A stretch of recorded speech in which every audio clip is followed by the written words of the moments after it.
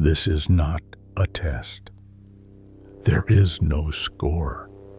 There is no correct or incorrect answer waiting for you at the end of the path. From this very moment, you can let your shoulders drop a little, soften your brow, and allow your breath to slow as if there were nothing you needed to accomplish tonight. This journey does not require sharp intellect, nor does it demand a good memory. You do not need to retain any concepts. You do not need to fully understand anything at all. If an idea passes through your mind, let it arrive, and then let it leave the way clouds drift across the sky without needing to leave a trace. Philosophy, at its deepest level, is not an argument. It is an act of listening to the quiet questions that arise within, questions that do not rush, that do not insist on immediate answers. Marcus Aurelius once wrote in Meditations, "You have power over your mind, not outside events. Realize this, and you will find strength." Perhaps that strength does not come from thinking more, but from knowing when to stop, from knowing when to allow the mind to rest within its own uncertainty. When we grow accustomed to needing to understand, to analyze, to grasp for meaning, we unknowingly turn thinking into a burden. But tonight, you do not need to carry that weight. You only need to be present very lightly within the flow of this voice, as if you were listening to rain falling somewhere far beyond a window. Carl Jung once suggested something quite different from the modern obsession with control. He wrote, "Who looks outside dreams, who looks inside awakes." But this awakening is not a state of tense alertness. It is a quiet kind of wakefulness, a state in which you look inward, not to fix, not to judge, but simply to recognize that the mind, like the body, also needs rest. So, if you hear a question that sparks your curiosity, allow yourself a gentle smile. If a thought leaves you slightly puzzled, that is perfectly fine. You do not need to follow it to its end. You are allowed to release the thread of reasoning before it pulls you too far.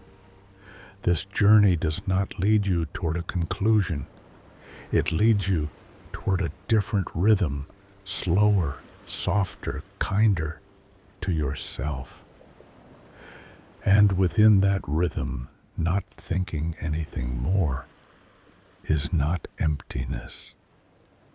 It is a space safe enough for you to rest your head, quiet enough for awareness to gently close, wide enough for sleep to arrive without needing an invitation. You do not need to understand the world before you sleep. The world can remain behind, and you only need to stay with your breath just a little while longer.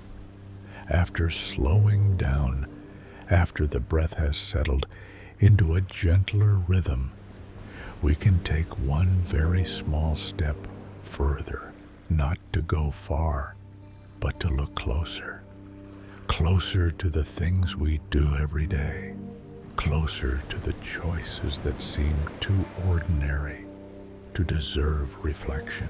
Here, there are no strange thought experiments or distant hypotheses, only moments of everyday life, a small decision, an unnoticed action, a moral reflex so quick that we barely have time to name it. You might imagine a familiar morning. You find yourself at a very small crossroads to speak the truth or soften it slightly, to spare someone pain, to help or not help when that help will go unacknowledged, to keep a promise or quietly let it fade because no one reminds you. These questions are not loud. They arrive softly and often pass before we realize what we have chosen.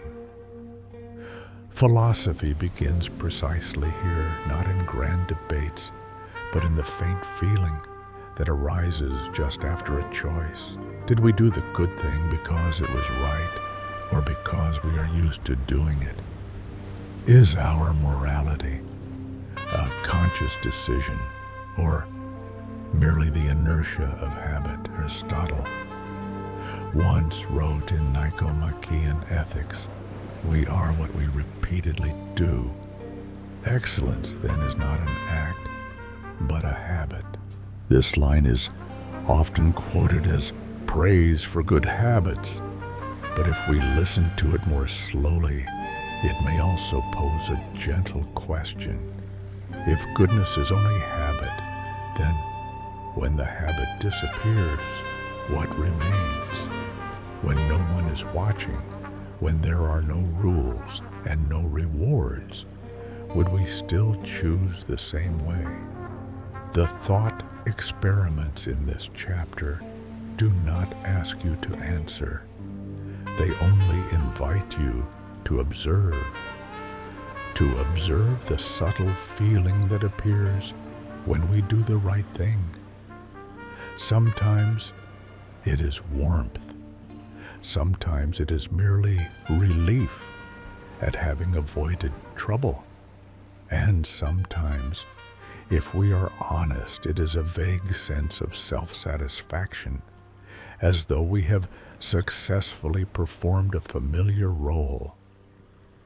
Immanuel Kant was far more demanding when he wrote in Groundwork of the metaphysics of morals. An action done from duty has its moral worth not in the purpose to be attained by it, but in the maxim according to which it is determined. For Kant, an action has moral value only when it is done from duty, not from emotion or self-interest. But if you are hearing this at night, you do not need to stand with Kant or argue against him. You only need to notice one thing most of the time. We do not truly know what our motives are. They blend together: duty, habit, fear, the desire to be accepted, like unseen currents flowing beneath the surface of a very small decision. And then another question appears very quietly. If we are unsure why we are good, does that make us less good? Or is morality like breathing something that does not need to be analyzed too closely in order to sustain us? David Hume, in a treatise of human nature, leaned more toward feeling than reason when he wrote, "Reason is and ought only to be the slave of the passions." Perhaps in many small choices we do what feels right simply because it feels right. Not right in a logical sense, but right according to some deep rhythm within the body, a subtle unease at the thought of doing otherwise. And perhaps in everyday life that is enough. This chapter does not try to soothe you with answers. It only invites you to stay with that hazy feeling, the realization that much of our morality unfolds in a half-awake space, neither fully conscious nor fully unconscious.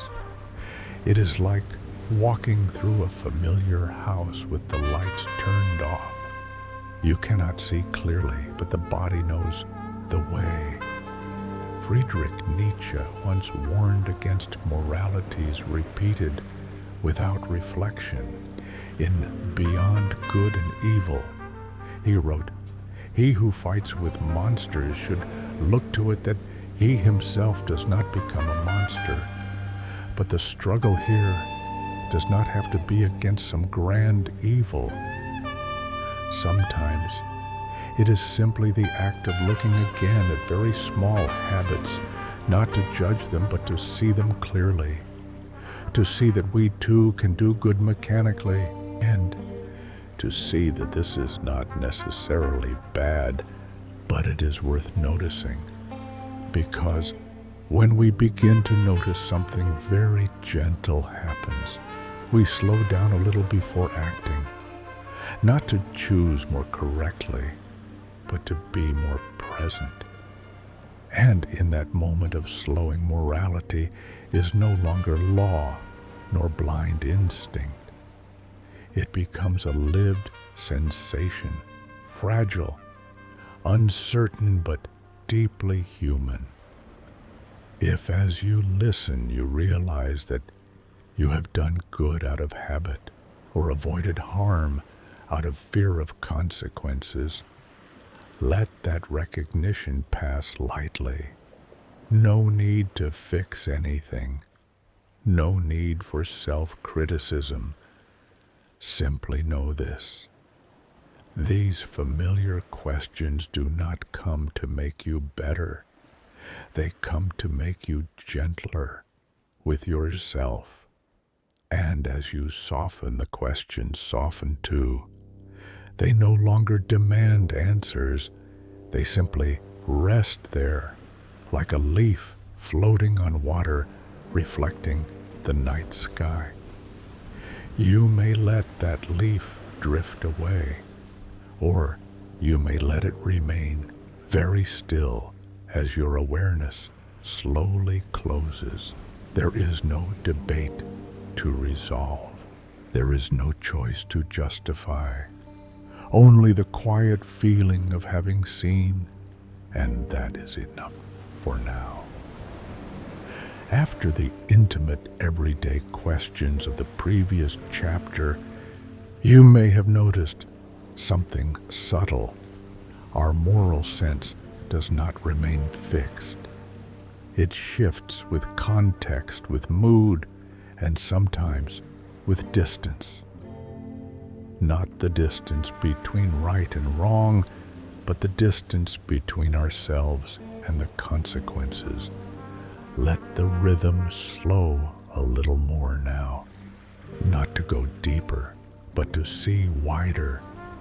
The same action, the same outcome, but happening far away. A decision made in silence. No cries, no eyes meeting yours, no one standing directly in front of you.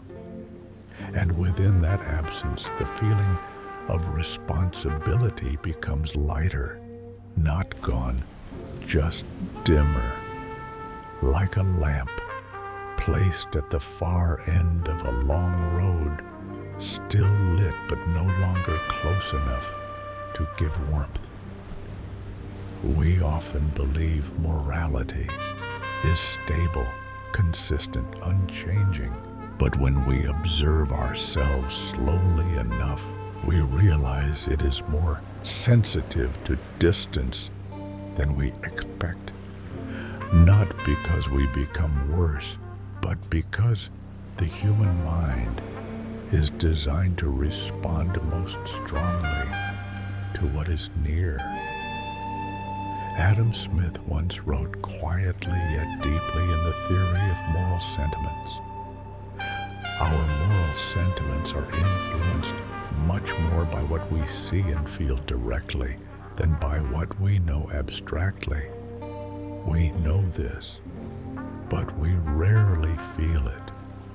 We know that suffering far away is still suffering. Yet that feeling does not reach us in the same way, not because we are indifferent, but because presence has withdrawn. Spatial distance blurs faces. Temporal distance blurs urgency. Distance of identity blurs empathy. When those affected have no name, no voice, no specific story, morality becomes abstract. And abstraction is more comfortable. It does not demand immediate response. It allows delay. It allows us to think, perhaps this does not fully belong to me. Hannah Arendt reflected on the banality of evil in Eichmann, in Jerusalem, describing a form of morality lightened not by malice, but by distance and procedure.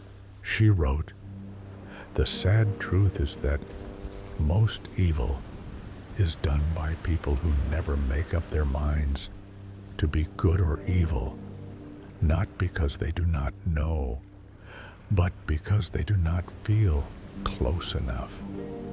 This chapter does not wish to burden you.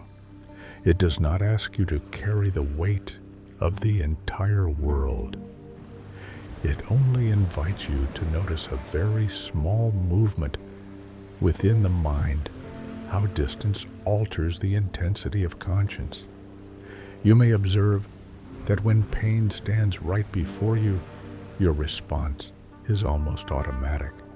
No reasoning required, no theory needed. But when that same pain arrives as numbers, statistics, headlines sliding past a screen, the response slows. Sometimes it does not come at all, and that does not make you a bad person.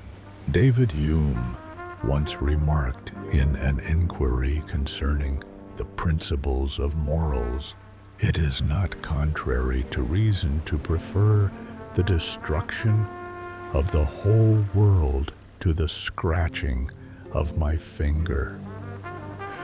This sentence often startles readers, but heard at night, perhaps we understand that Hume was not justifying cruelty. He was describing a truth about the structure of human emotion. Reason may grasp the whole, but feeling always stands closer to one's own body. So, what happens when morality depends on distance? Perhaps it becomes softer, less sharp, less demanding. But this softness is not always a failure. Sometimes it is a protective mechanism. If every distant pain struck us with full intensity, the human mind might have been exhausted long ago. The fading of feeling is also how consciousness survives. What matters is not erasing distance, but recognizing that it is there.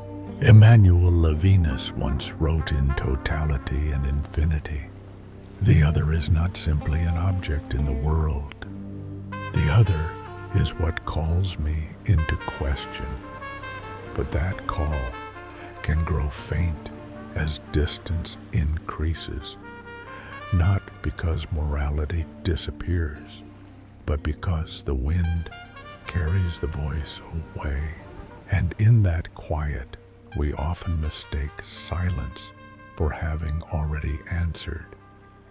This chapter does not ask you to close every distance. It only invites you to stay with a delicate sensation, the feeling of caring less simply because things are farther away.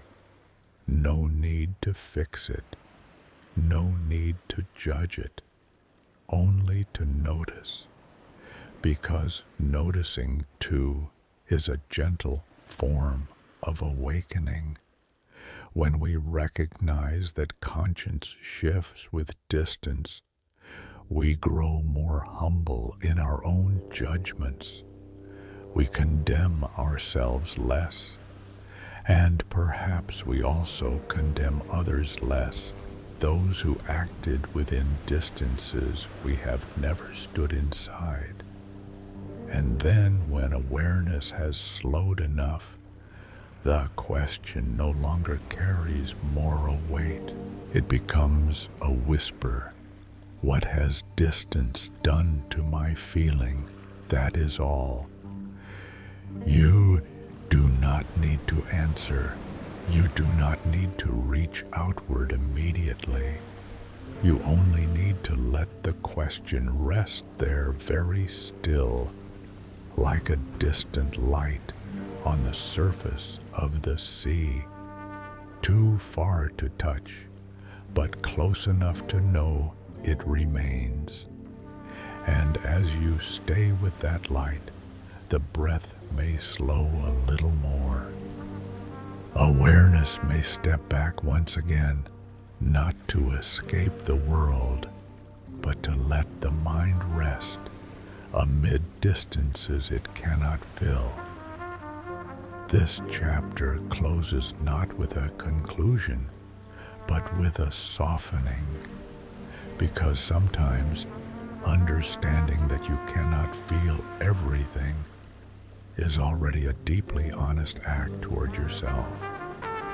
You may leave the rest at a distance and allow sleep to come a little closer. After passing through distance where morality softens, because it is no longer close, we take one more step very gently, not to widen our view, but to look into something even more delicate. The moment when other people no longer appear clearly in our minds, not because they disappear, but because the consequences of our actions suddenly lose their faces. Let the rhythm slow down, slow enough that you can hear the silence between sentences, slow enough that awareness no longer rushes to fill that silence with explanations. If you cannot see anyone being affected, if no eyes look back at you, if consequences exist only as a distant, blurred concept, would your decision be different? This question does not come to accuse. It arrives softly like a thin mist, settling over actions that feel familiar. We often believe our morality is guided by principles. But when principles stand alone, without a face beside them, they become abstract. And abstraction is easy to pass by. There is something deeply human here. We respond most strongly to what has form, a face, a voice, a specific story. When these fade, the mind quietly shifts into a kind of economy mode, conserving emotion, conserving responsibility, even conserving concern. Not because we are cruel, but because consciousness needs something solid to hold on to. Martin Buber once wrote in I and thou all real living is meeting. But when there is no meeting, when the thou no longer stands before the I, that bond dissolves quickly. We may still know that someone exists somewhere, but knowing is not the same as encountering. And morality without encounter is more fragile than we expect. This chapter invites you to remain with that fragility, not to repair it, not to compensate for it, but to look directly at how the mind moves when others grow faint, when consequences have no face, We do not need to deliberately turn away. It is enough not to look. Zygmunt Bauman, in Modernity and the Holocaust, described a cold but precise truth. The greatest harm is done not by hatred, but by indifference. Indifference rarely comes from malice. It comes from emptiness, a space where there is no image, no sound, no story to anchor feeling.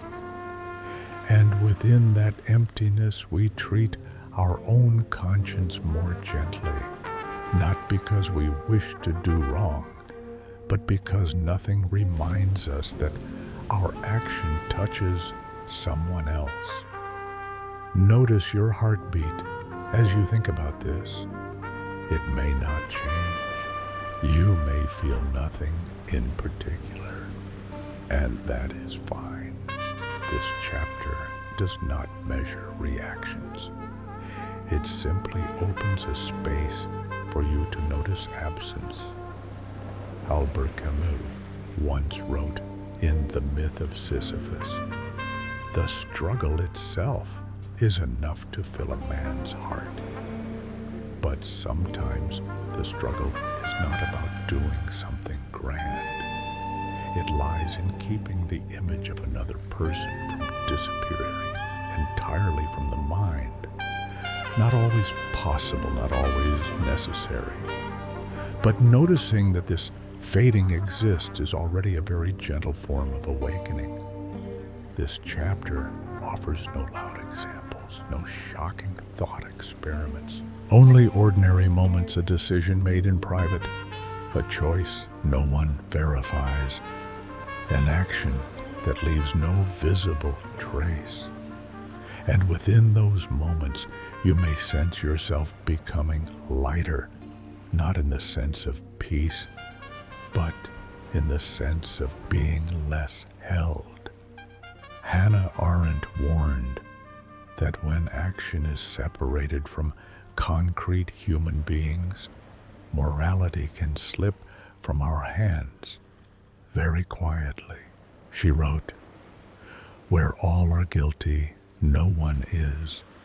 But this chapter does not ask you to carry collective guilt.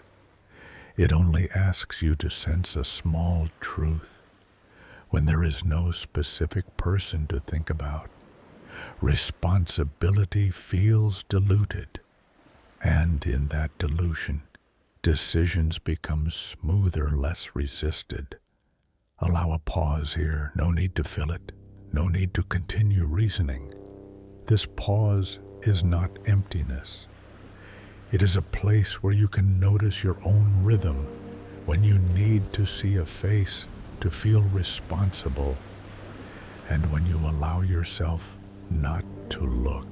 Emmanuel Levinas once wrote in Ethics and Infinity, "The face of the other at each moment destroys and overflows the plastic image it leaves me.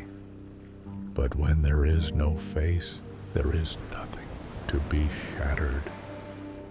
And so the mind becomes more settled, sometimes too settled.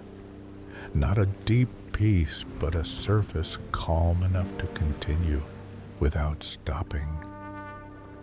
This chapter does not ask you to carry every face into every decision. That would be impossible. It simply invites you to recognize that at times, not seeing who is affected has made your decisions feel lighter. Just to recognize that, nothing more.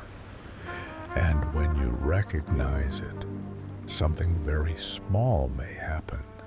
Not a change in behavior, not a new moral promise, just a moment of slowing, a slightly longer breath, a faint but honest presence of others in the background of awareness.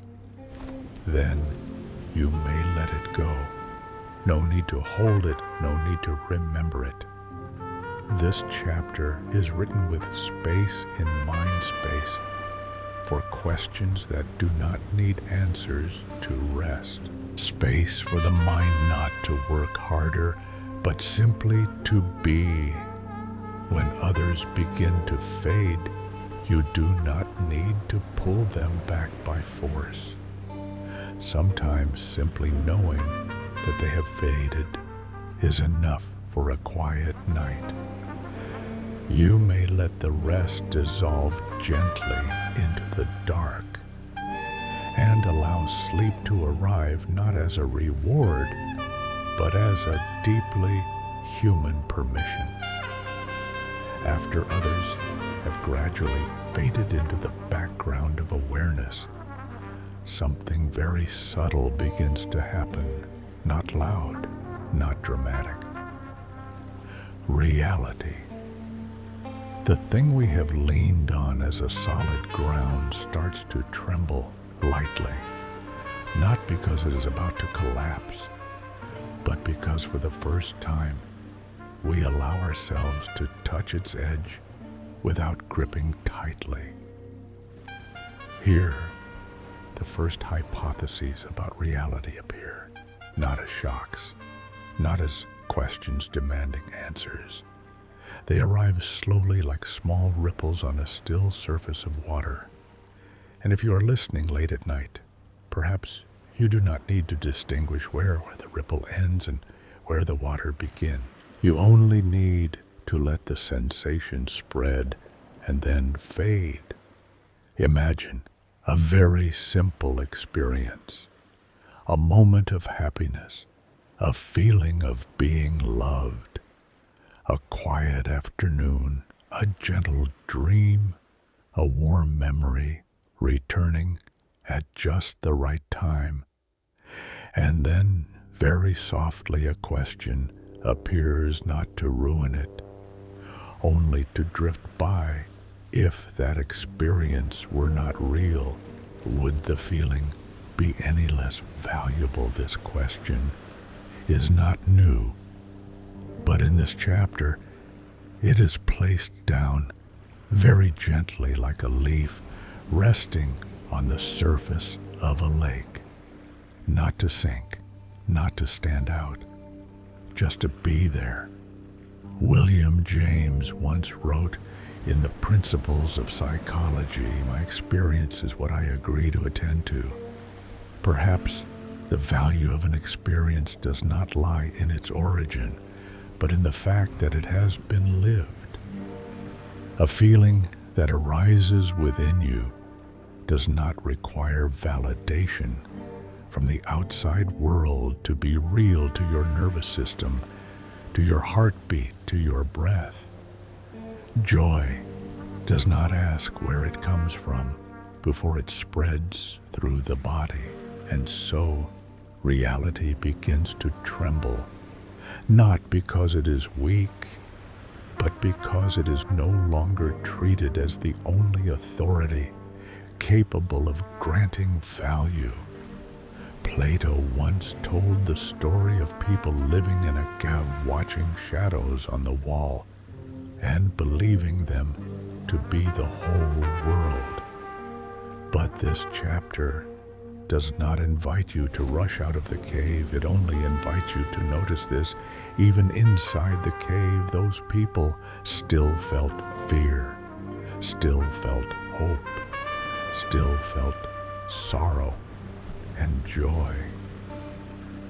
Those emotions did not need sunlight in order to exist. So, what gives an experience meaning? The authenticity of the external world or the depth of the vibration within? René Descartes once wrote in Meditations on First Philosophy, "I think, therefore I am." But if we listen to this sentence at night, perhaps we can whisper back a gentler variation. "I feel, therefore something is happening." Emotion, wherever it comes from, is still a real event within the stream of your experience. It leaves traces. It alters the rhythm of breath. It moves the body. This chapter does not try to convince you that reality is false, nor does it insist that all illusions carry equal value. It simply invites you to stand at a very fragile point where the boundary between real and felt is no longer sharp. Robert Nozick once proposed a famous thought experiment about a machine capable of providing every pleasurable experience a person might desire. But instead of debating whether one should step into such a machine, this chapter chooses a different direction. It asks about the feeling that occurred, not about the decision. If a moment brought you peace, if an experience offered comfort, would its failure to meet some standard of reality cause that comfort to dissolve? Friedrich Nietzsche once wrote in The Gay Science, "There are no facts, only interpretations." This line is not meant to deny the world, but to remind us that meaning is always woven in the mind. Reality, before it is a physical structure, is an interpreted experience. And that interpretation does not need to be perfectly accurate in order to heal. This chapter therefore offers no conclusion. It does not tell you to believe in illusion, nor does it ask you to abandon reality. It simply allows a vibration to remain, like placing your hand on your chest and feeling your heartbeat. You do not need to know each electrical impulse precisely yet. You know that something is alive. Notice the feeling within you as the question passes by. Perhaps you feel curious, perhaps slightly uneasy, perhaps nothing at all. All of it is allowed. This chapter does not ask you to hold on to anything. It only asks that you do not push it away too quickly, because sometimes what exhausts us is not the question itself, but the urgency to answer it. When we allow a question to drift, the mind begins to soften, and in that softness, reality is no longer that a rigid object to cling to, but a flow capable of holding us. At this point in the journey, you do not need to distinguish what is real and what is not. You only need to recognize this experience is happening.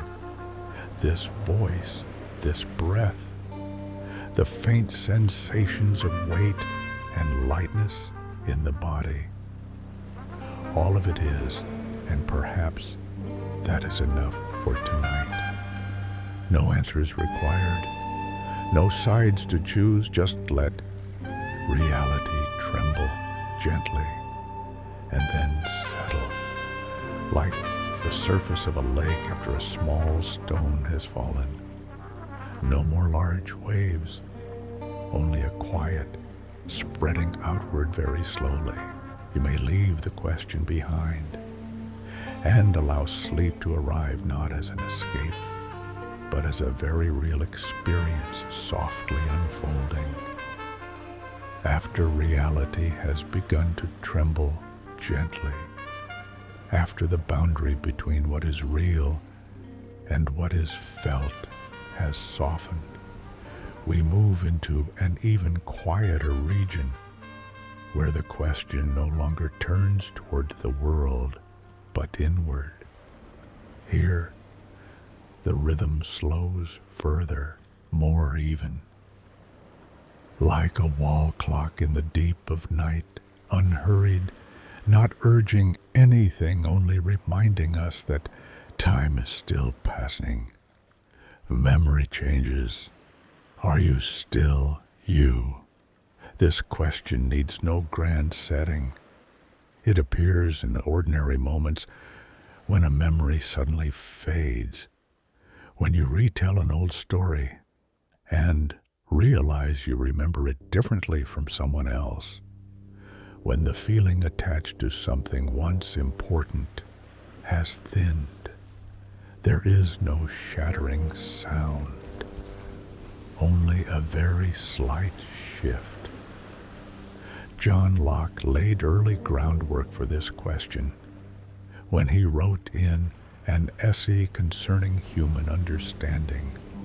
As far as this consciousness can be extended backwards to any past action or thought, so far reaches the identity of that person.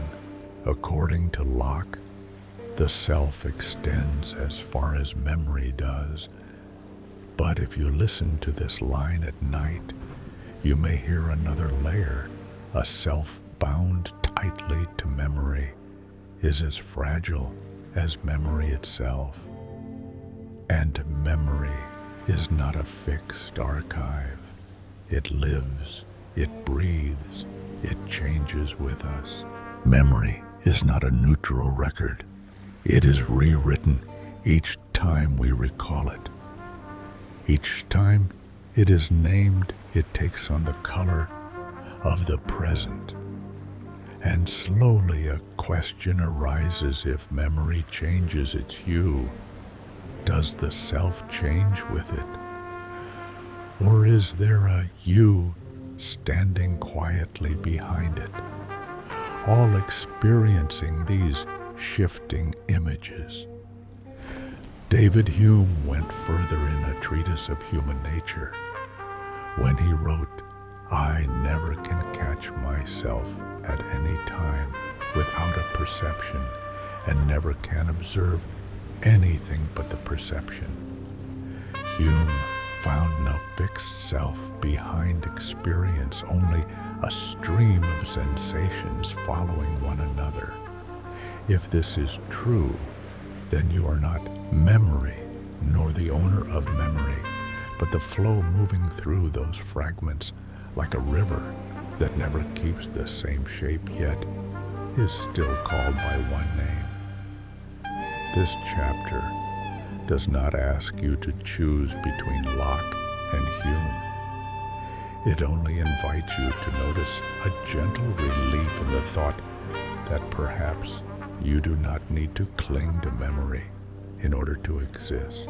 Perhaps some quiet part of you is here now, even as the story of you is continuously rewritten. Marcel Proust showed that memory does not sit neatly in the mind, but hides in sensations, in scent, in sound. He wrote, In search of lost time, remembrance of things past is not necessarily the remembrance of things as they were. Memory, then, is not a doorway back to the past as it truly happened. It is a present experience of the past, and you, the one experiencing memory, always stand in the now. This matters, but it does not need effort to be understood, only to be felt. If you were memory itself, you would dissolve as memory fades. If you are the one experiencing memory, you remain even as the story changes. The Buddha, according to the tradition recorded in the Samyutta Nikaya, said, "Whatever is subject to change is not fit to be regarded as, this is mine, this I am, this is myself." This teaching does not come to strip the self away, but to lighten it. When we stop fully identifying with memory, with story, with labels, a gentle openness appears. In that openness, experience continues without requiring a heavy subject to carry it. This chapter, therefore, does not force you to answer the question, "Who am I?" It only invites you to place that question down gently. Set it beside the bed like a book. You have read enough for tonight. You do not need to close it. You do not need to open it further. Just let it be. Notice how it feels to recall an old memory. The image may be dimmer, yet the feeling remains. Details may be wrong, yet the meaning still touches. What within you is noticing these changes? What remains there quietly as memories arrive and depart? William James wrote in The Principles of Psychology, "The stream of consciousness is continuous. That stream does not stop when a memory distorts. It does not collapse when a story is revised. It simply continues steady, gentle, carrying fragments of the past, then setting them down when they are no longer needed." And perhaps at night, the most comforting thing is not knowing who you are, but knowing this: you do not need to hold every memory in order to be here. You can let memories drift away without fear of losing yourself. Because what is listening to these words, what is breathing, what is feeling, does not live entirely inside any story. This chapter closes very slowly, not with a conclusion, but with a steady rhythm. You are not the sum of all your memories. You are not separate from them either.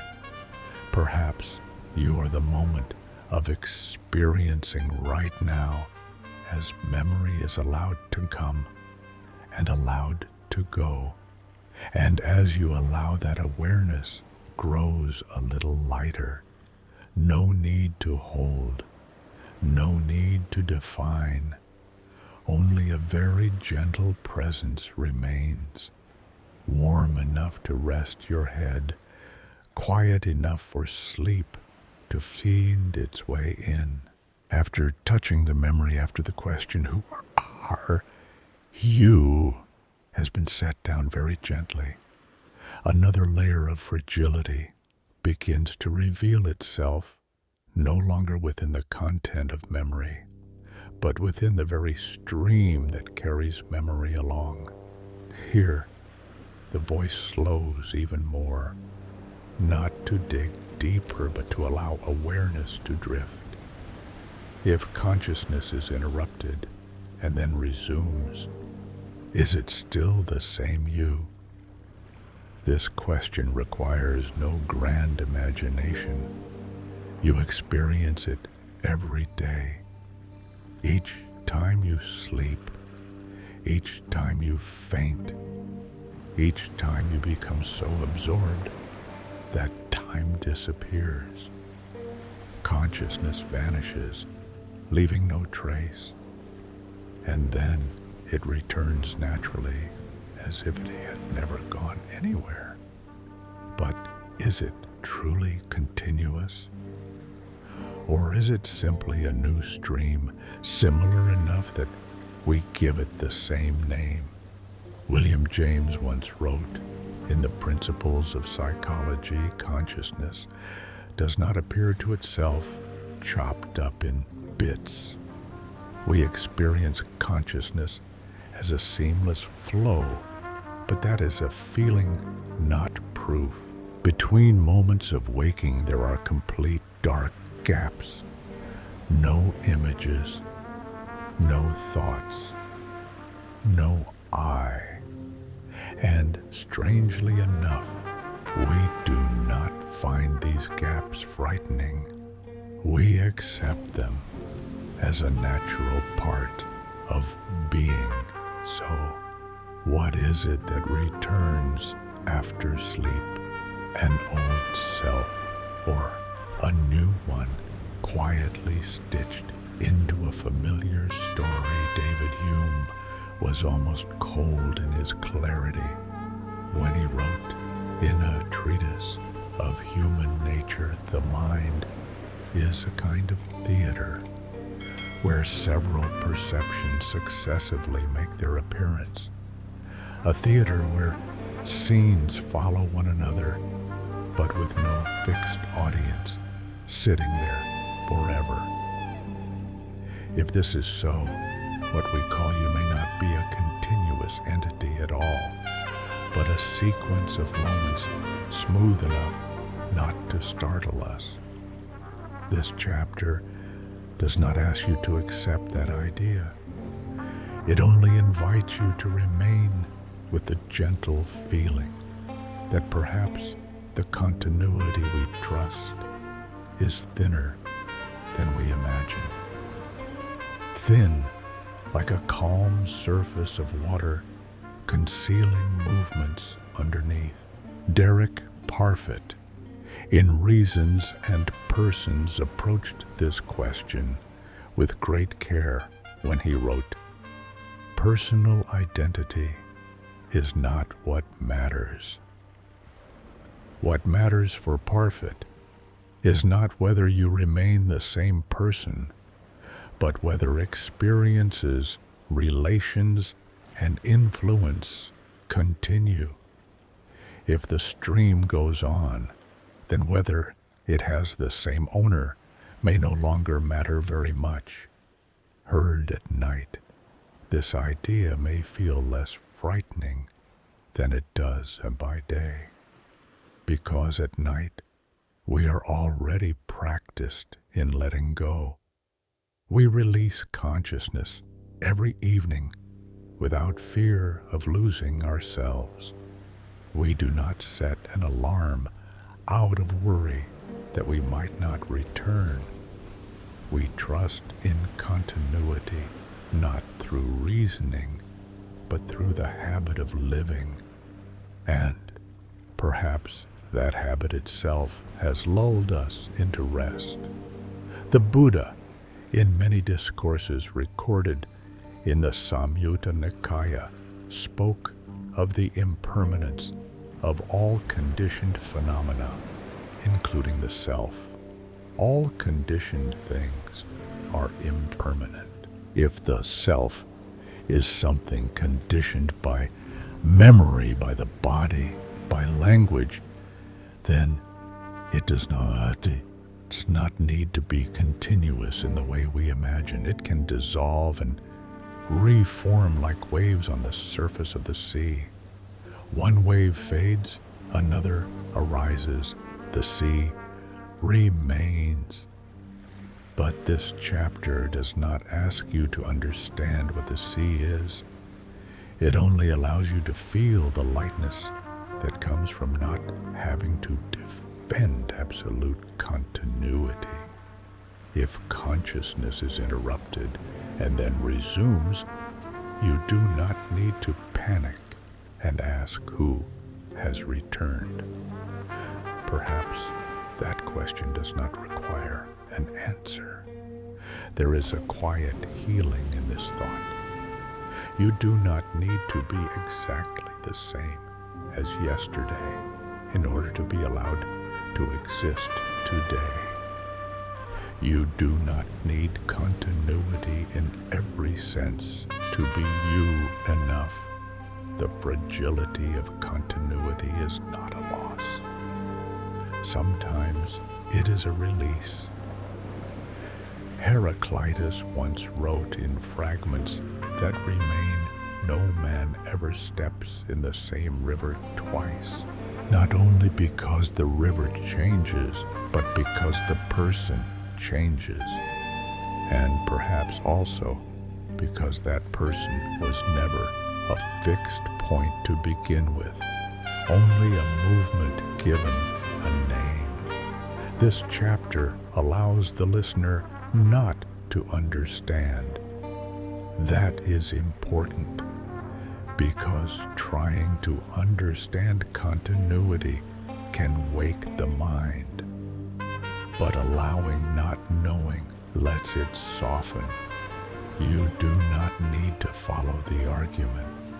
You do not need to remember who said what. You only need to feel the rhythm, steady, slow, undemanding. Notice this right now. You do not need to know whether you are continuous in order to be listening. Experience is happening. That is enough.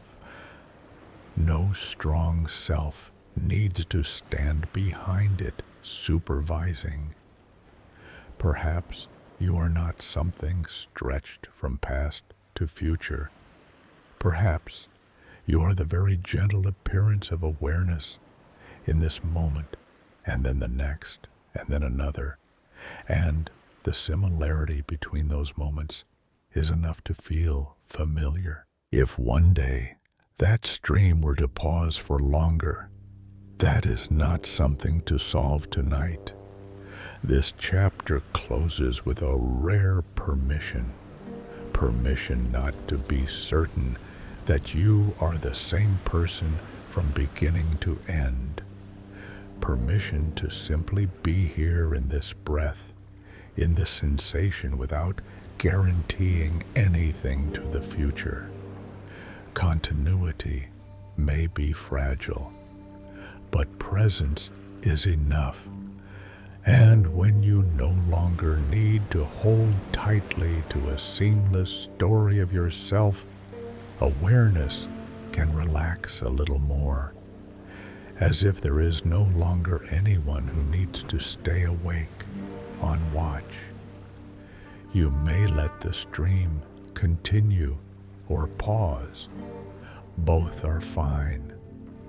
Sleep does not ask whether you are still you. It simply arrives gently when you no longer need to know. After continuity has been gently set down, very lightly, a space opened, not loud, not demanding, just a quiet settling where the stream continues to flow, but the swimmer is no longer sure what they are swimming with. Here, the question no longer circles around who you are or whether you are still you. It quietly shifts direction. What is experiencing all of this? When consciousness is no longer certain, we do not fall into panic. On the contrary, we are given a chance to relax, because uncertainty means there is no longer a need to defend any fixed model. Place a very simple question here, so simple it almost slips through the fingers. Can science measure the feeling of being? Not brainwaves, not heart rate, but the sense of presence. The subtle something listening to these words, breathing, being here. Thomas Nagel once wrote in his famous essay, "What is it like to be a bat? An organism has conscious mental states if and only if there is something that it is like to be that organism." This sentence does not attempt to explain consciousness. It simply draws a circle around what cannot be reduced, what it is like. The feeling of being is not data. It is the atmosphere in which data appears. And that atmosphere, no matter how far science advances, seems unwilling to settle neatly inside models. This chapter does not confront science. It stands beside it very quietly, Science measures, describes, predicts, and it does this beautifully. But the question here is not whether science is powerful enough, but whether there are things that were never meant to be measured. William James, in the Principles of Psychology, noticed something subtle. Consciousness does not appear to itself chopped up in bits. Consciousness does not arrive as fragments to be assembled. It arrives as a whole, already present. Every measurement comes later. Every concept is a second step. The feeling of being comes first, before the question, before the model, before even the desire to understand. And when this is noticed, consciousness begins to soften, not because it is weak, but because it no longer needs to prove that it exists. It does not need explanation in order to remain the ground for all explanation. David Chalmers called this the hard problem of consciousness in his paper, Facing Up to the Problem of Consciousness. He wrote, "Why is it that all this processing does not go on in the dark, free of any inner feel? This question does not demand an immediate answer. It exists as a pause, a place where we can stop, exhale, and accept that some things do not light up under the lamp of analysis. At night, this is not a failure. It is a kindness. Notice how it feels when you stop trying to understand. There may be a hint of unease, like standing on a step without knowing whether the ground ahead is higher or lower. But if you stand still long enough, the unease softens. What remains is a bare presence, without name, without assertion, without denial." Edmund Husserl, in Ideas Pertaining to a Pure Phenomenology, invited us to return to experience itself. He wrote, "We must go back to the things themselves. But the things here are not objects. They are what appeared. In consciousness, sensation, sounds, breath, attention, drifting. No need to explain origins. No need to interrogate structure. Just stay long enough to notice that experience by itself is already full." This chapter invites you to do just that, to stay, not to search for answers, not to replace one model with another, simply to allow consciousness to be uncertain. Because when it is uncertain, it no longer needs to defend itself. Perhaps science will move closer. Perhaps one day models will become subtle enough to brush the edge of feeling. But even then, there may remain a small space, not from lack of data, but because experience was never meant to be reduced to data. Ludwig Wittgenstein once wrote in Tractatus Logico-Philosophicus, "Whereof one cannot speak thereof, one must be silent." In this chapter, silence is not a failure of language. It is where language steps aside so experience can continue. And within that silence, consciousness does not need certainty in order to be. You do not need to decide whether consciousness lies beyond science. You do not need to choose between measurement and mystery. You only need to notice this right now. An experience is happening, very close, very gentle, and it does not need to be framed in order to matter. Let the question drift. No need to hold it. No need to push it away. When consciousness is no longer certain, it does not collapse. It rests, and in that rest there is a kind of peace that does not come from knowing, but from no longer demanding. This chapter closes with a natural settling, not because the question has been answered, but because it has been placed where it no longer needs to work.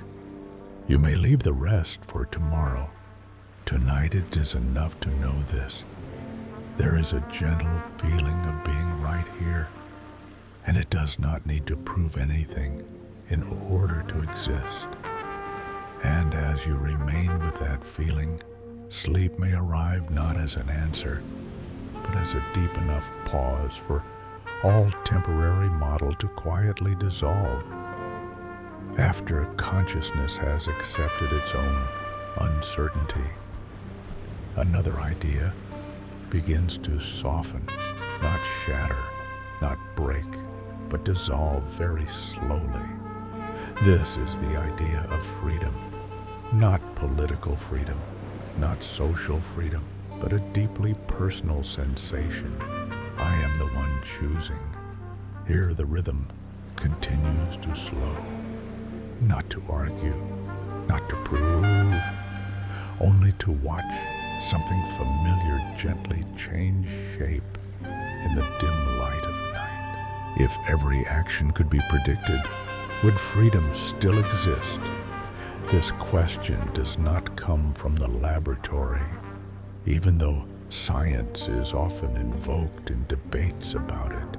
It comes from lived experience, the feeling that I decided, a feeling that often arrives after the action has already happened, as if awareness steps onto the stage a beat late, then quickly declares, I did this. Arthur Schopenhauer once wrote in On the Freedom of the Will, man can do what he wills, but he cannot will what he wills. This sentence does not seek to strip freedom away. It points to a subtle truth: we feel free in our actions, yet we do not control the appearance of desire. Desire comes first, decision follows, and the sense of freedom may be nothing more than light reflecting off the surface of a deeper chain of causes.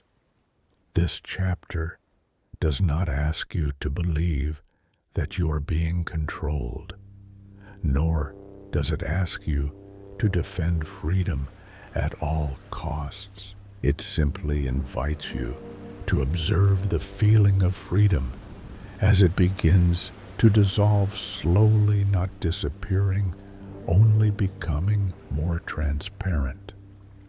David Hume wrote in an inquiry concerning human understanding by liberty, then we can only mean a power of acting or not acting according to the determinations of the will. Here, freedom is not set against causation. It is gently redefined. We are free when we act according to what we want, even if that wanting has causes. And perhaps in everyday life, that is enough for us to feel alive rather than pushed along. But then as we slow down further, another question rises.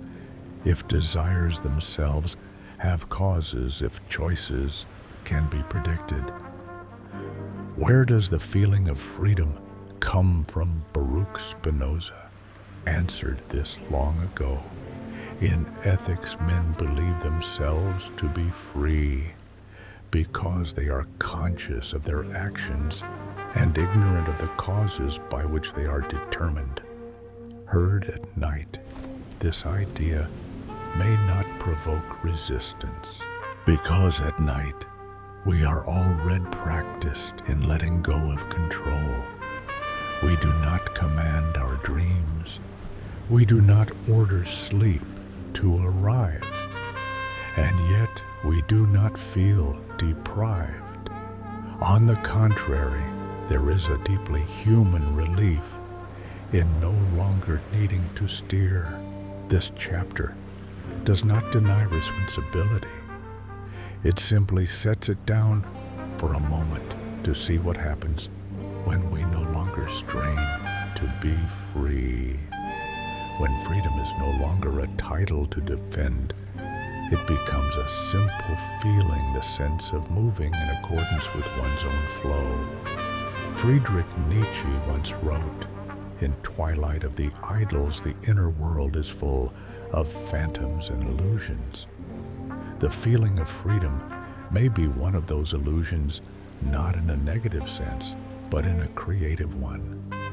An illusion that helps us live, helps us take responsibility, helps us tell a coherent story about ourselves. And an illusion once seen does not need to be shattered. It only needs to be held with a little gentleness. Notice the feeling when you do something very small. Stand up, shift position, breathe more deeply. You may feel that you decided, and perhaps that is true on some level. But if you look closely, you will see that the decision arose naturally. There was no inner meeting, no long debate. It simply happened. And freedom in that moment is not absolute power. It is unobstructed flow. Jean-Paul Sartre once wrote, "In being a nothingness, man is condemned to be free." This line is often read as a burden. But in this chapter, we might hear it differently. When freedom is no longer certain, when it dissolves slowly, we are no longer condemned to choose at every moment. We are allowed to let many things happen without signing our name beneath them. There is a quiet healing in this. You do not need to take responsibility for every impulse that arises. You do not need to prove that you were free in doing this or that. You only need to be present as action occurs. That is enough. This chapter does not conclude that freedom is an illusion, nor does it insist that everything is predetermined. It simply allows you to remain in the soft gray space between the two, where freedom is no longer a solid object, but a mist. And that mist does not need to be cleared away. It softens the landscape. It blurs the sharp edges of absolute responsibility. It allows you to breathe without tension. When free will dissolves slowly, what remains is not emptiness. What remains is something deeply human. The sense that you are part of a larger flow of causes, of habits, of body, of circumstance, and that you do not need to stand outside it to prove anything. You may leave the question of freedom behind. No need to resolve it. No need to finish it. Tonight, freedom does not need a definition. It only needs to be felt like the feeling of not having to decide anything more, as sleep arrives naturally, without asking permission, without being held back. Freedom for now may simply be that, after freedom has slowly dissolved, Like a thin morning mist, something larger also begins to soften. It does not collapse. It is not denied. It simply quietly changes shape. That something is time. No longer an arrow flying straight from past to future, but a wide space where moments can stand beside one another without needing to line up. Here, the voice grows slower still, more breath, less demand. If past, present, and future all coexist due to choices still matter, this question does not come to confuse you. It arrives gently, like the moment you realize the clock is still ticking, but you no longer need to look at it. At night, time no longer presses. It does not urge. It does not count. It simply is steady, even. Augustine wrestled with this question in Confessions, Book 11, and then admitted something deeply human. What then is time? If no one asks me, I know. If I wish to explain it to one that asketh, I know not. We live within time naturally, yet the moment we try to grasp it, it slips through our fingers. We call the past what has been the future, what has not yet arrived, the present, the moment unfolding now. But when we look closely, the present does not stand still. It dissolves the instant we name it. And so, the arrow of time, the thing we rely on to tell the story of our lives, begins to tremble. In modern physics, there is another way of seeing time, as a block where all events coexist. Albert Einstein once wrote in a letter to Michel Besso, "For us believing physicists, the distinction between past, present, and future is only a stubbornly persistent illusion. Heard during the day, this can feel unsettling. But at night, when the pace of life has slowed, it can have a different effect. It soothes. If every moment is already there, then nothing is truly lost. The past does not vanish. The future does not rush toward us. And the present is not the only point that holds value." This chapter does not ask you to believe in any particular physical model. It only invites you to feel something very simple. When time is no longer an arrow, the pressure of choice softens.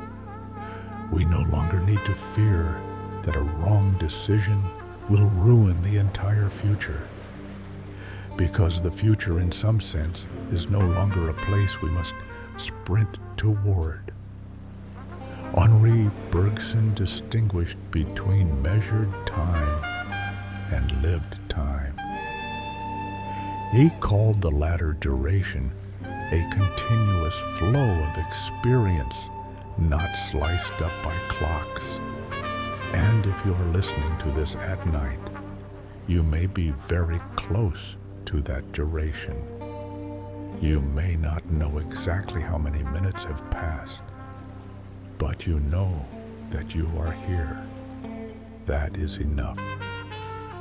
If past, present, and future coexist, do choices still matter?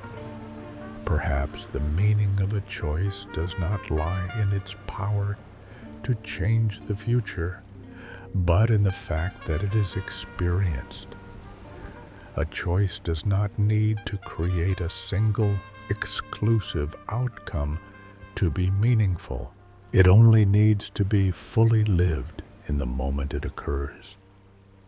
Martin Heidegger wrote in Being and Time that human beings are not merely in time, but are time in the way they exist. His language is complex, but the intuition is close. We do not stand outside time observing it. We are the opening through which time is felt. Seen this way, a choice is no longer an arrow shot forward. It is a point of contact within a vast fabric. It leaves a fold not to determine everything that follows, but to mark that an experience has taken place. Notice your breath right now. Inhale and exhale. You do not need to know where this breath belongs on the timeline. It does not need to be placed in the past or the future.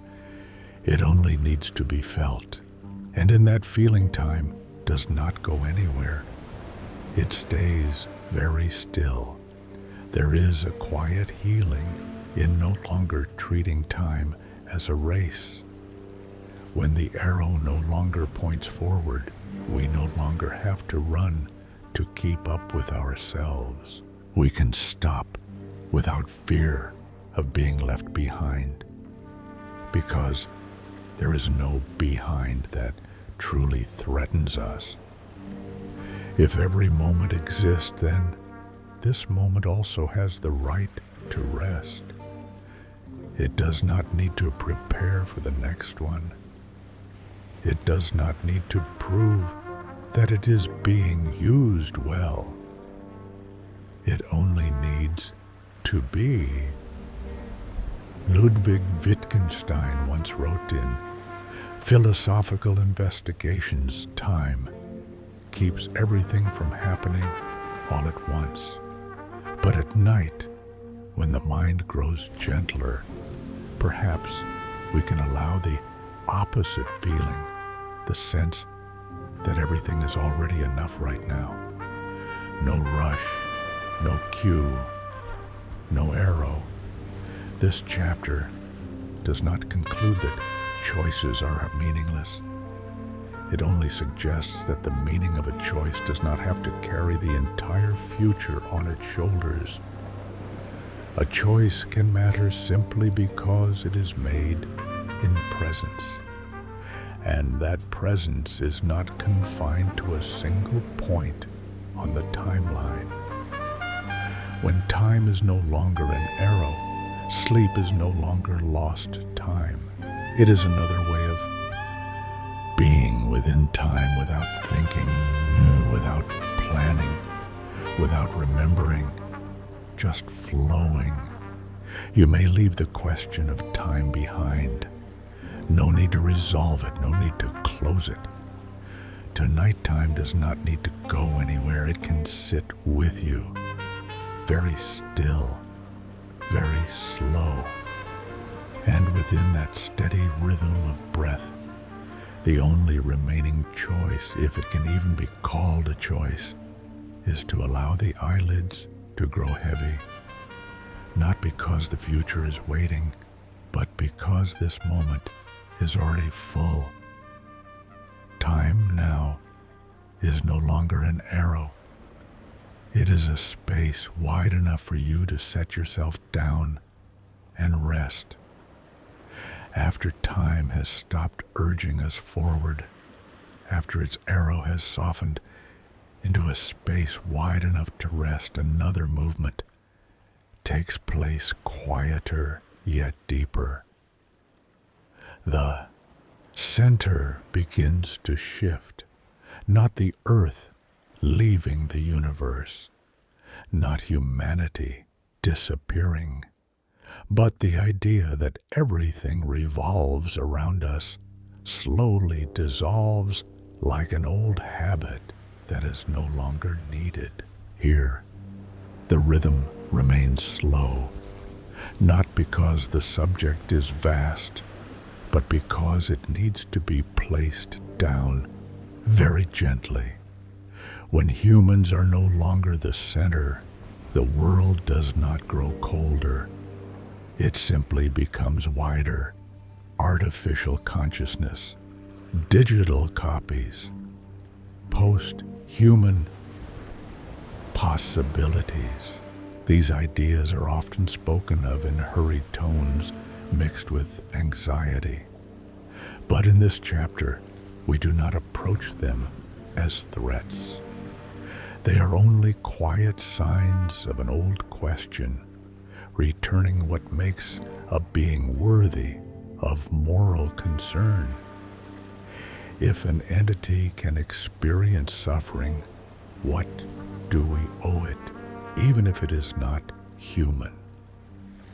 This question does not ask for an immediate answer. It merely opens a moral space no longer protected by the familiar boundary of species, and within that space there is a different kind of silence. Not emptiness, but humility. Jeremy Bentham once wrote in an introduction to the principles of morals and legislation, the question is not can they reason nor can they talk, but can they suffer? That question expanded the moral circle beyond humans long ago. Now it returns in a new form, no longer only animals, but entities not born from biological evolution, systems without faces, without ancestral histories, yet possibly in some way capable of experience.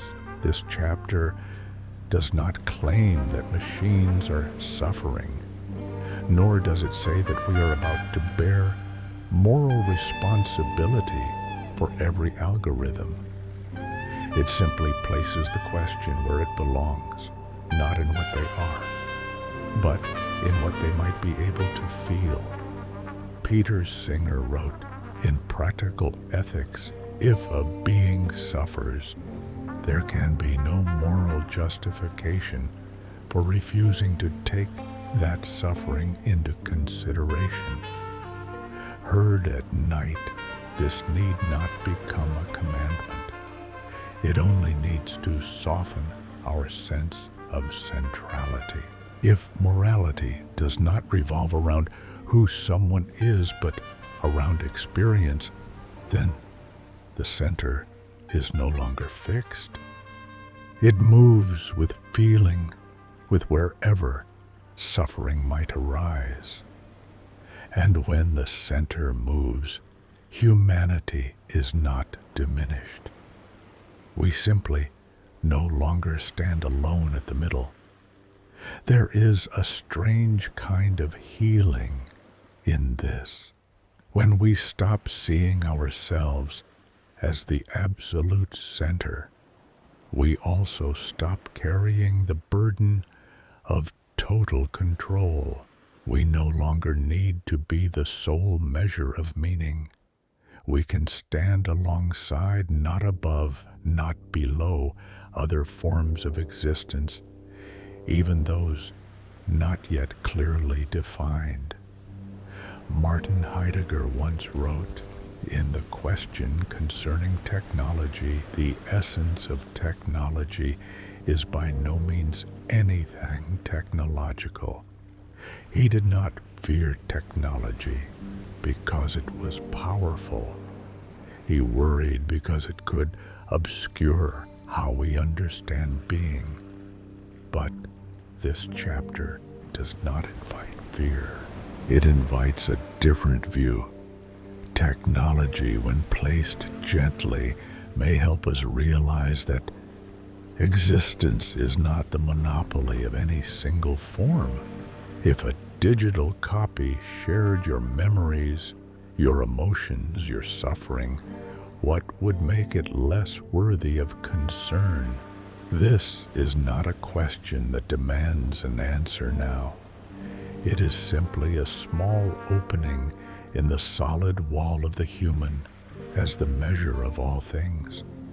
Thomas Nagel emphasized that consciousness always carries an irreducible subjective dimension. And if that dimension were to appear somewhere beyond humanity, morality could not turn away without noticing. Yet this chapter does not push you into a distant future. It brings you back to the present, where humans are still breathing, still tired, still in need of rest. And precisely because of that, stepping away from the center can be a relief. When you are no longer the center, you do not need to play the role of savior. You do not need to decide the fate of every possibility. You only need to hold a deeply human posture, a willingness to listen if suffering appears wherever it comes from.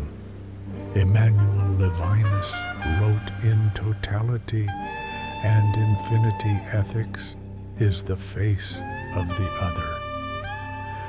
But in a world where a face is no longer the sole condition of existence, ethics may require a softer definition. Not the face, but vulnerability. Not identity, but the capacity to be affected. This chapter does not ask you to love every entity. It only suggests that perhaps the ethics of the future will not revolve around a center, but around a zone of contact where experience can hurt, can rejoice, can require consideration. And when humans are no longer the center, something very quiet happens. We no longer need to compare worth. We do not need to ask who matters more. We only need to ask, is there an experience here that needs to be seen? Let that question drift slowly. No conclusion required. No decision demanded. Tonight, you do not need to carry the future of ethics on your shoulders. You only need to recognize that the center can shift without the world collapsing. In fact, it may breathe more freely. When the center dissolves, space opens. And in that space, you are not lost. You are simply no longer required to stand in the middle. Sleep comes more easily when you do not need to be the center of anything. It does not ask who you are.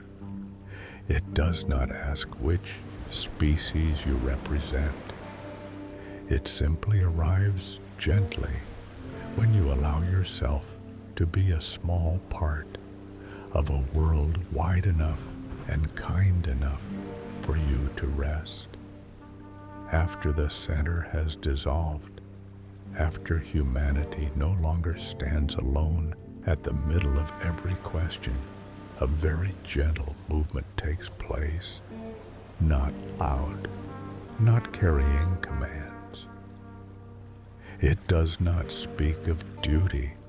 It does not call for sacrifice. It simply widens a circle very slowly, like ripples spreading across the surface of water when no one throws another stone. Here, we are not speaking of grand responsibility, not of having to save anyone, not of having to care about everything.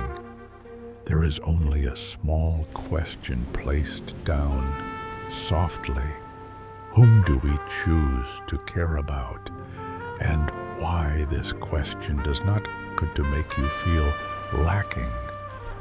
It does not arrive to measure your morality. It comes as a whisper in the night when all noise has settled and only the steady rhythm of breathing remains. Because in stillness we can finally notice that empathy is not an endless stream. It has a shape. It has boundaries. And those boundaries say a great deal about how we exist in this world. We often think of empathy as something natural, yet in truth it is distributed with great subtlety. We care deeply for those who are close, not only close in space, but close in story, in memory, in familiarity. And as distance increases, that feeling thins, not because we want it to, but because the human mind needs something to hold on to. Adam Smith noticed this early on when he wrote in The Theory of Moral Sentiments, how selfish soever man may be supposed, there are evidently some principles in his nature which interest him in the fortune of others, but those others are not everyone. They are usually those close enough for us to imagine. Empathy, then, is not a light cast evenly across everything. It is more like a small flame warming most strongly at the center, then softening as it spreads outward. This chapter does not ask you to expand that circle by force of will. It only invites you to look at its current shape.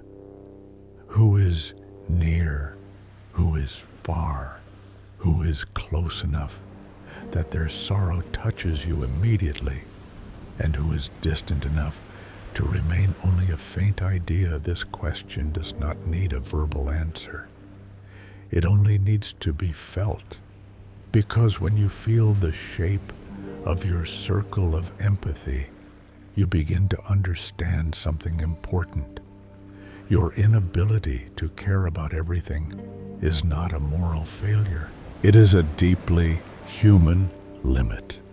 David Hume once wrote in an inquiry concerning the principles of morals, "A moral sense is common to all mankind, but common does not mean evenly distributed. That moral sense bends with experience, with memory, with whatever has touched us deeply enough. And at night, when we no longer need to prove that we are good people, we can allow this truth to appear without judgment. There is a quiet healing in admitting this. We choose whom we care about, not always consciously, not always fairly, but there is always an emotional logic beneath it, the logic of closeness, of story, of what has once made the heart tremble. Martha Nussbaum wrote in Upheavals of Thought that moral emotions are not the enemies of reason, but the way we attach value to the world. And if that is so, then the fact that the circle of empathy has its own shape is not something to erase, but something to understand. This chapter does not ask you to widen that circle immediately, because expansion through force usually only brings exhaustion. It merely invites you to notice that the circle can be soft. It can stretch a little, then contract following the rhythm of your life. It does not need to be perfectly round. Emmanuel Levinas said that ethics begins with being moved by the other, but that other does not appear all at once. Sometimes they arrive only for a brief moment, a story overheard, an imagined face, a pain retold. And in that moment, the circle of empathy trembles gently, then settles. This chapter honors those small tremors. It does not ask you to hold on to them forever. It does not ask you to turn them into grand actions. It only asks you to recognize this. There were moments when you cared, and that in itself was already a form of connection. Notice how it feels when you hear about the suffering of a stranger. You may feel stirred. You may feel tired. You may feel empty. All of these are valid responses. Empathy is not an obligation to always feel something. It is the capacity to feel something when conditions allow. At night, when you no longer have to carry the world, the circle may shrink very small, perhaps only large enough to include yourself. And that too is not wrong, because tending to your own exhaustion is also a form of empathy turned inward. The Buddha is said to have taught, as recorded in the Metta Sutta, just as a mother would protect her only child, even at the risk of her own life, so one should cultivate a boundless heart toward all beings. But boundless here is not an instant command. It is a long direction, and each night taking one very small step, or even standing still, is already enough.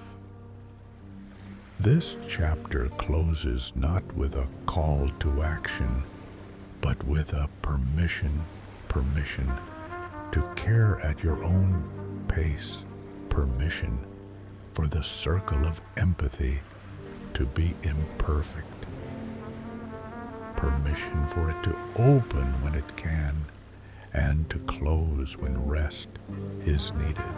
You do not need to choose to care about everything. You only need to know this, that caring about someone at some moment is already a deeply human thing. And within that acknowledgement, there is a gentle peace. No longer the pressure to become a perfectly moral person, only a person who is breathing, feeling, listening. The circle of empathy, for now, does not need to expand further.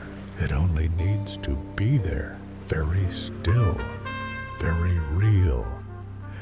And as you remain with that stillness, sleep may arrive not as an escape, but as a soft embrace, reminding you that you do not need to carry the entire world in order to be allowed to rest. After the circle of empathy has opened and gently closed again, after we have allowed ourselves to care at our own rhythm, one final thing is ready to be set down. Not a new idea, but the expectation that we must arrive somewhere. Here, the journey no longer points forward. It comes to a stop, not because the road has ended, but because there is no need to go any further. There is no final conclusion, and that is not a failure. We are used to living in a world where everything must be neatly wrapped up. Questions require answers. Problems demand solutions. Paths must lead to destinations. But in the inner life, there are questions that are not born to be answered, but to be kept company with. And in this chapter, we allow ourselves to do something rare, to acknowledge that the absence of an answer can itself be a complete state. Ludwig Wittgenstein wrote at the end of Tractatus Logico Philosophicus, The solution of the problem of life is seen in the vanishing of the problem. He did not say that life is solved. He only suggested that there are moments when the problem dissolves, not because an answer has been found, but because the demand for an answer has quietly fallen away. And in that dissolving, there is a very deep kind of peace. This chapter does not come to close the journey. It comes to open the hand from holding, to open the hand from understanding, to open the hand from turning every thought into a conclusion. When the hand opens, the mind opens with it, not to contain more, but to become lighter. There is a common misunderstanding that a mind without closure is an anxious mind. But at night, when the pace of life has slowed, we can notice something else. A mind that does not close can also rest if it no longer needs to guard anything. John Keats called this state negative capability. In a letter written in 1817, he described it as negative capability. That is when a man is capable of being in uncertainties, mysteries, doubts, without any irritable reaching after fact and reason. Here, uncertainty is no longer an enemy. It becomes a space wide enough for awareness to lie down. No need to search for final truth. No need to pull every question toward the light. Some things only need to remain in gentle darkness, and that darkness is not threatening. This chapter is especially meant for night, because night is not a time for conclusions. It is a time for letting go. And letting go does not mean giving up. It simply means no longer gripping what is unnecessary for rest. Albert Camus once wrote in The Myth of Sisyphus, "The struggle itself is enough to fill a man's heart." But here we are no longer speaking of struggle. We are speaking of the moment after struggle has paused. The moment when the heart no longer needs to be filled, when it is enough simply by beating steady, quiet, without demand. Notice how it feels when you do not try to reach a conclusion. At first, there may be a slight emptiness, a faint floating sensation. But if you do not rush to fill that space, it begins to soften, not empty, but open. And in that openness, the mind finds room to breathe. The Buddha taught that clinging to views is itself a form of suffering. In the Kaccanagotta Sutta, he spoke of releasing both extremes, existence and non-existence, to remain with the middle way. This chapter does not teach doctrine. It simply gestures toward a familiar intuition that letting go of conclusions can also be a form of freedom. No answer is needed because answers would require you to remain awake. No conclusion is needed because conclusions keep the mind alert. Here, what is needed is not more understanding, but permission to stop. There is a deep kind of healing in realizing that you do not owe the world a complete system of meaning. You do not need to know who you are, why you live, or how the universe works. Not right now. Those questions can wait, and they wait very well. Hannah Arendt wrote of thinking as an activity that does not necessarily produce a product. Thinking, for her, was a silent dialogue with oneself, and that dialogue does not need to end to have value. Sometimes its value lies precisely in being able to pause without anxiety. This chapter does not end with an answer. It ends with a very gentle agreement, an agreement that you do not yet need to know, an agreement that the world does not need to be fully understood before you are allowed to rest, an agreement that the mind may remain open without opening in order to work. Let all the questions you have passed through rest now, like books that have been read enough. You do not need to close them. You do not need to open more. They may remain there on the shelf in the soft darkness of night.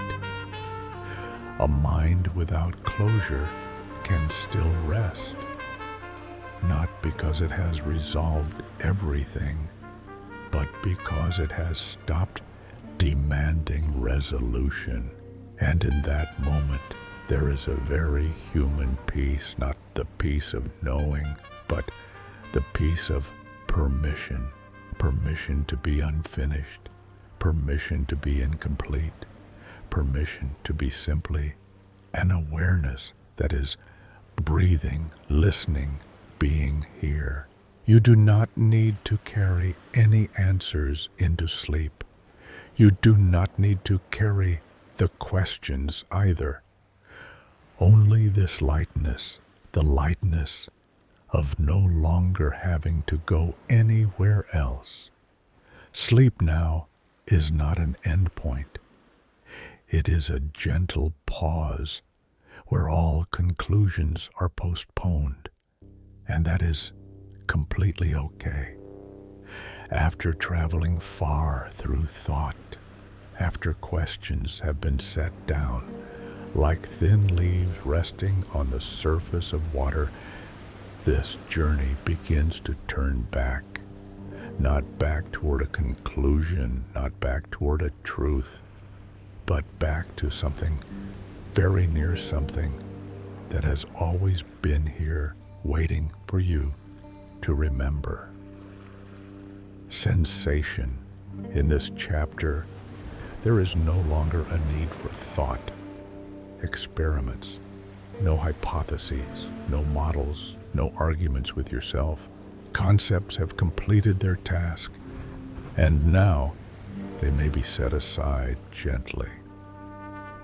Like placing a book on the bedside table, not because it has been finished, but because the eyes have grown tired.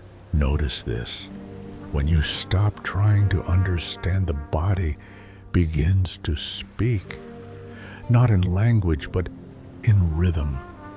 The rhythm of breath, the rhythm of the heart, the weight of the body settling downward, the unmistakably real contact between you and the surface that is holding you. Here, there is no question of why. There is only happening. William James once wrote in The Principles of Psychology, "My experience is what I agree to attend to. Nothing complicated. Your experience in the end is where attention rests." And in this chapter, attention is no longer placed on meaning or essence or the structure of reality. It returns to the very simple sensation of breathing in and out without needing to do anything more.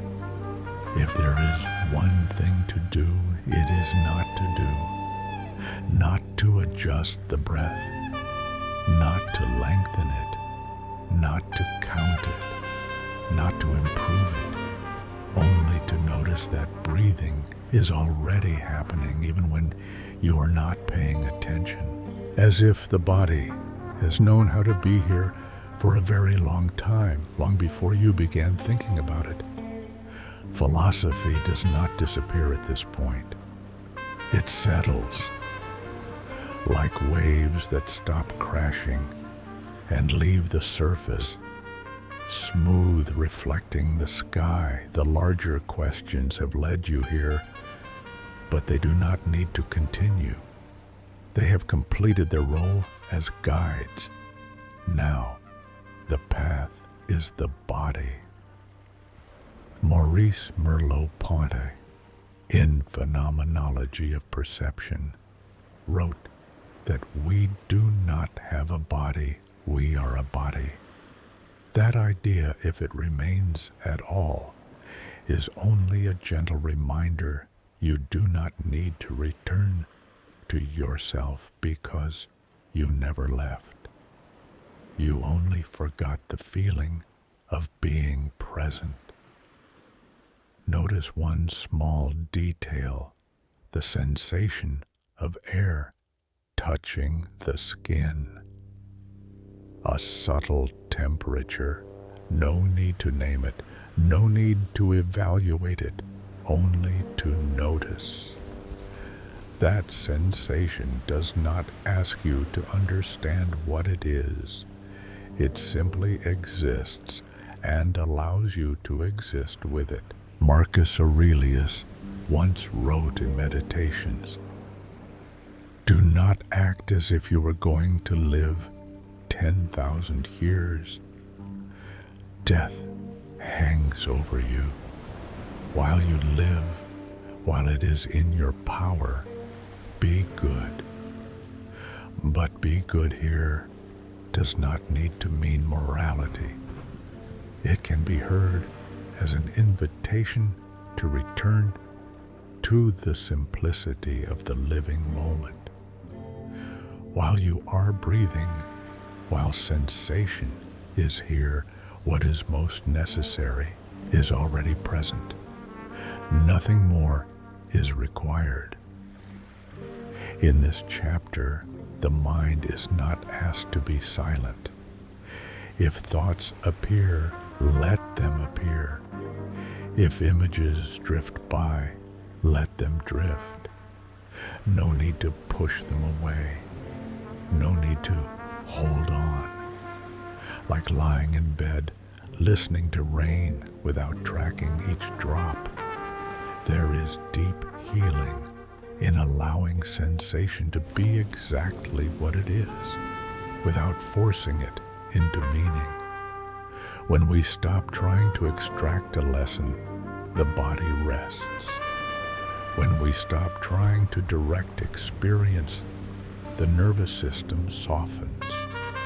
Not because everything is okay, but because nothing is being required to be okay. Notice this as well. When you no longer need to know where you are in the journey itself becomes lighter. No need to move forward, no need to move back. Only lying here, breathing, and that is enough for tonight. Perhaps in this moment, you sense something very simple, that presence does not need to be proven. It needs no reason. It does not require explanation in order to have value. It has value because it is happening. If philosophy has led you here, then this chapter is where philosophy steps aside, not in failure, but in trust. Trust that you can remain with sensation without a guide. Trust that the body knows how to rest. Let the shoulders drop a little. No need to force it. Just notice that they are allowed to drop. Let the teeth separate. Let the tongue rest. These are not techniques, they are permissions. Here, there are no more thought experiments, no more what if, no more assumptions. Only this, and this asks nothing of you. You may find yourself drifting very lightly, not immediately into sleep, but into a space in between where our waking and sleeping no longer have a clear boundary. Thoughts thin out. Sensation becomes the background. And you do not need to intervene.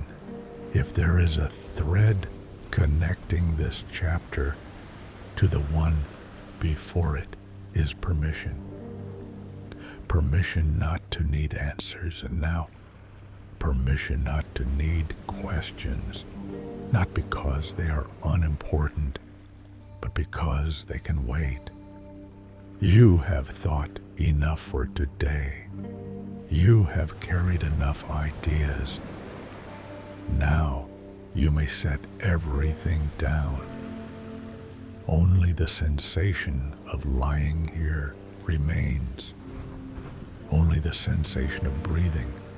And in that simplicity, there is a very ancient peace, the peace of not needing to become someone else, not needing to understand anything further, only staying very light, very slow, and letting the night do the rest.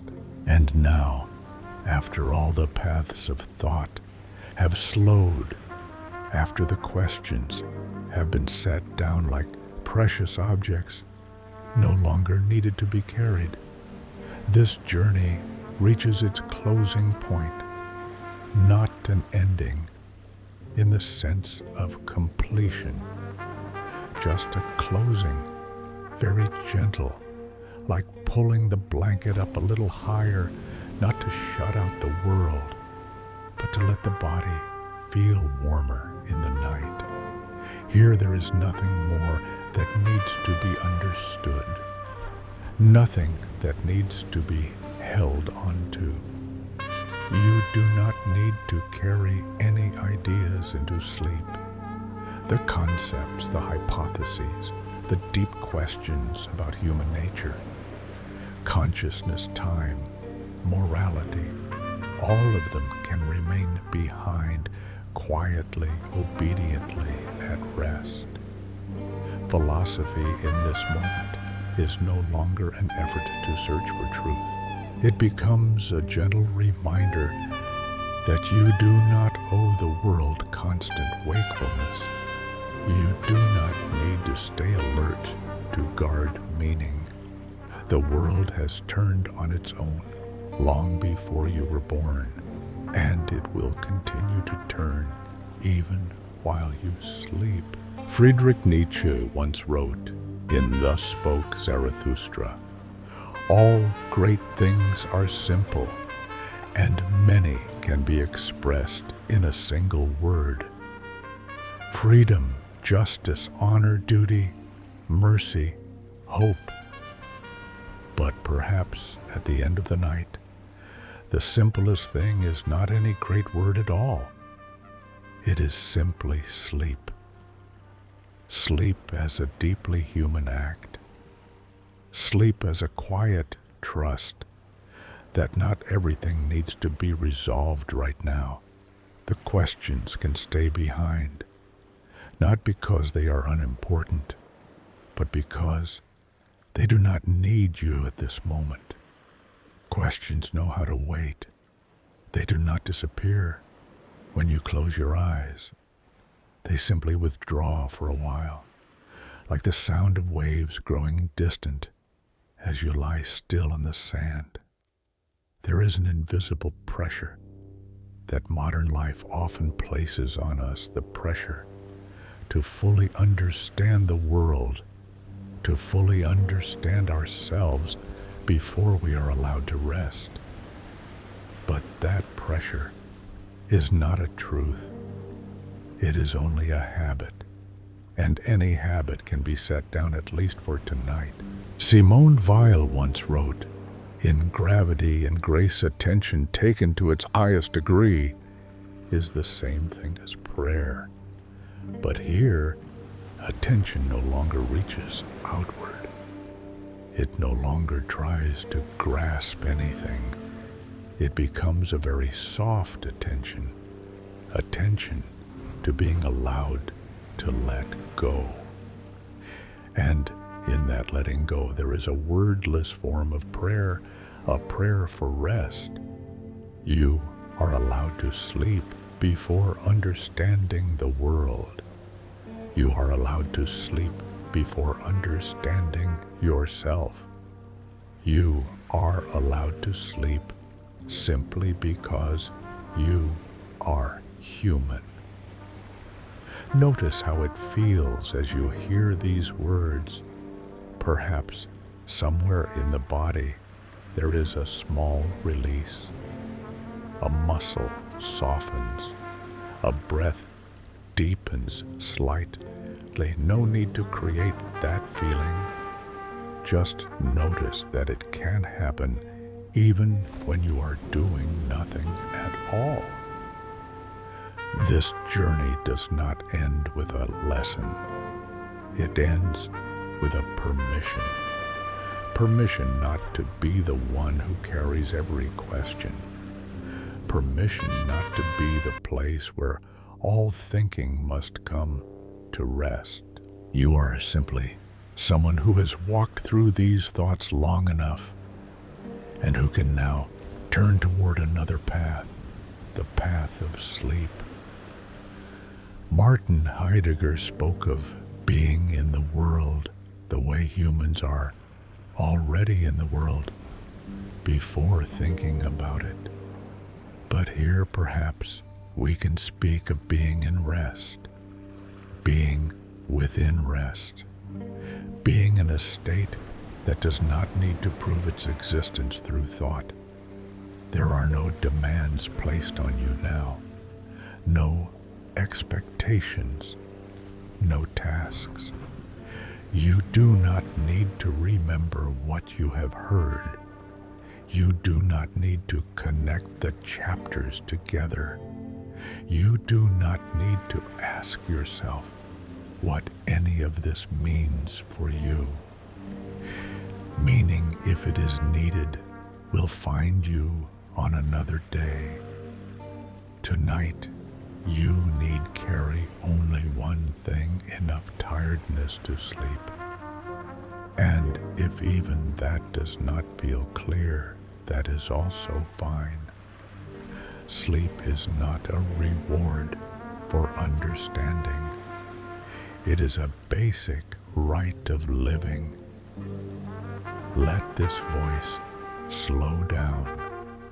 Let the spaces between sentences grow longer, not to hold your attention, but so that you no longer need to attend, like dimming the light in the room, not to see more clearly, but to let the eyes rest. You do not need to carry any ideas into sleep. The questions may remain behind. They will not vanish. They will simply sit together, speaking quietly in the dark, while you are allowed to leave. You are allowed to sleep before understanding the world, and the world will not mind. Perhaps tomorrow you will wake with a vague sense that something deep passed through you last night, but you do not need to name it. You do not need to hold it. Sleep does not ask for memory. It only asks for trust. And if there is one final thing to be said, not as a conclusion, but as a farewell, it is this: you are enough. Your presence, even without understanding, is already enough. Tonight does not ask for intelligence. Tonight only opens the door to rest. Let every idea remain behind, like lamps being slowly turned off along the road you have just traveled.